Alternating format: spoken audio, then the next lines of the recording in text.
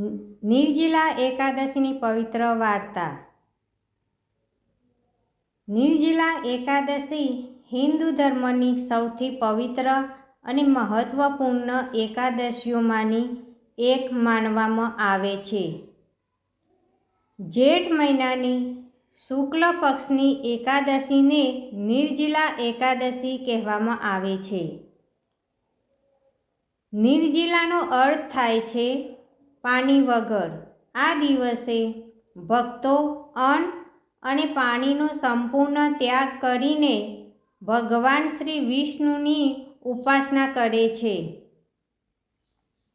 પુરાણોમાં જણાવ્યા મુજબ મહાભારતના ભીમસેને મહર્ષિ વ્યાસજીના કહેવા મુજબ આ વ્રત કર્યું હતું। એવું માનવામાં આવે છે કે જે વ્યક્તિ વર્ષભરની બધી 24 એકાદશીનું વ્રત ન કરી શકે તે માત્ર નિર્જલા એકાદશીનું વ્રત કરે તો તેને તમામ એકાદશીઓનું પુણ્ય પ્રાપ્ત થાય છે। આ દિવસે ભગવાન વિષ્ણુનું પૂજન, વિષ્ણુ સહસ્ત્રનામનો પાઠ, ગીતા પાઠ અને દાન પુણ્ય કરવાનું વિશેષ મહત્વ છે। ગરમીના સમયમાં પાણી, છત્રી, પંખા, ફળ અને અનાજનું દાન કરવાથી વિશેષ પુણ્ય મળે છે। નિર્જલા એકાદશીનું વ્રત મનની શુદ્ધિ, આધ્યાત્મિક ઉન્નતિ અને ભગવાન પ્રત્યેની ભક્તિ વધારવાનું સાધન છે। આ વ્રત કરવાથી પાપોનો નાશ થાય છે, સુખ સમૃદ્ધિ પ્રાપ્ત થાય છે અને અંતે ભગવાન વિષ્ણુના આશીર્વાદથી મોક્ષની પ્રાપ્તિ થાય છે। તેથી ભક્તો આ એકાદશીને ખૂબ જ શ્રદ્ધા અને ભક્તિભાવથી ઉજવે છે। ઓમ શ્રી હરિ વિષ્ણવે નમઃ। તો મિત્રો, હવે આપણે નિર્જલા એકાદશીની વાર્તા સાંભળીશું।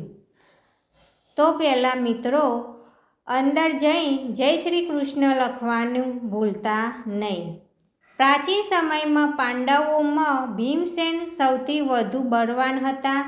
ભીમસેનને ખૂબ ભૂખ લાગતી હોવાથી તેઓ અન્ય ભાઈઓની જેમ નિયમિત એકાદશીનું વ્રત રાખી શકતા નહોતા।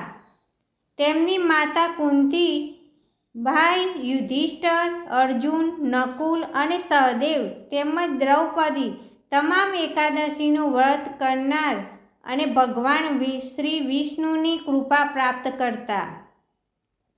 એક દિવસ ભીમસેને મહર્ષિ વ્યાસજીને પૂછ્યું, હે ગુરુવર, હું ભગવાન વિષ્ણુનો ભક્ત છું, પરંતુ મને ખૂબ ભૂખ લાગે છે, તેથી હું દર મહિને આવતી એકાદશીનું વ્રત રાખી શકતો નથી। શું કોઈ એવું વ્રત છે કે જે કરવાથી બધી એકાદશીઓનું ફળ પ્રાપ્ત થાય? મહર્ષિ વ્યાસજીએ કહ્યું, હે ભીમ, જો તું સ્વર્ગ અને મોક્ષની પ્રાપ્તિ ઈચ્છતો હોય તો જેઠ મહિનાની શુક્લ પક્ષની એકાદશીનું વ્રત કર। આ નિર્જલા એકાદશી કહેવાય છે। આ દિવસે અન્ન તો દૂર, પાણી પણ પીવું નહીં।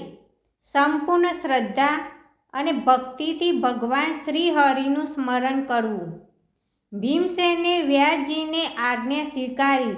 જેઠ મહિનાની શુક્લ એકાદશીના દિવસે તેમને સૂર્યોદયથી દ્વાદશીના સૂર્યોદય સુધી અન્ન અને જળનો સંપૂર્ણ ત્યાગ કર્યો।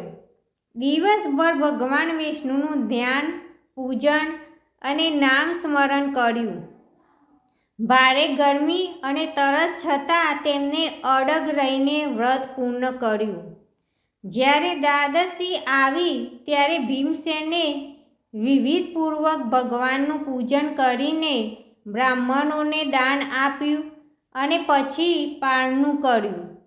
તેમના આ કઠિન વ્રતથી ભગવાન શ્રી વિષ્ણુ અત્યંત પ્રસન્ન થયા અને તેમને આશીર્વાદ આપ્યા કે જે કોઈ ભક્ત શ્રદ્ધાપૂર્વક નિર્જલા એકાદશીનું કરે છે તેને વર્ષભરની તમામ એકાદશીઓનું પૂર્ણ ફળ પ્રાપ્ત થશે.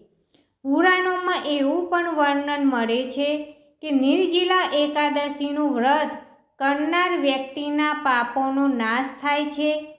યમદૂતો તેના નજીક આવત નથી અને અંત સમયે ભગવાન વિષ્ણુના દૂતો તેને વૈકુંઠ ધામ લઈ જાય છે.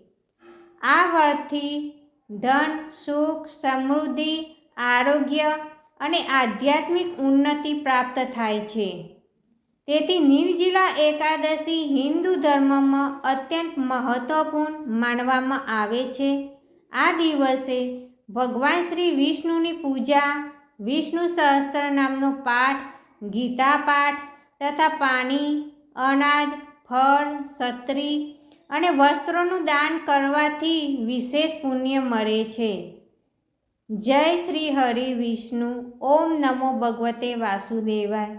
તો મિત્રો, આ પવિત્ર વાર્તા તમને ગમી હોય તો કોમેન્ટની અંદર જય શ્રી કૃષ્ણ લખવાનું ભૂલતા નહીં. જય શ્રી કૃષ્ણ.